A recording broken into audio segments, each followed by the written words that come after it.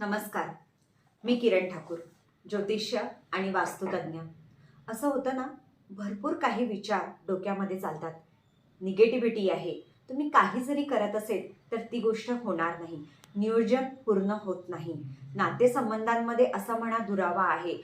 भरपूर काही सगळं अस्ताव्यस्त झालेलं आहे. अशा वेळेस तुम्ही मार्ग बघताना ज्योतिषकडे जाता या ॲज अ फ्रेंड कोणाला तरी विचारता, मी काय करायला पाहिजे? ईश्वराची भरपूर भक्ती करता, महाराजांना प्रार्थना करता, पण मार्ग तर निघत नाही. मग अशा वेळेस काय करायला पाहिजे? ज्योतिष तुम्हाला सांगतो, शनी खराब आहे, राहूचा काळ आहे, केतूचा काळ आहे, काय करायला पाहिजे?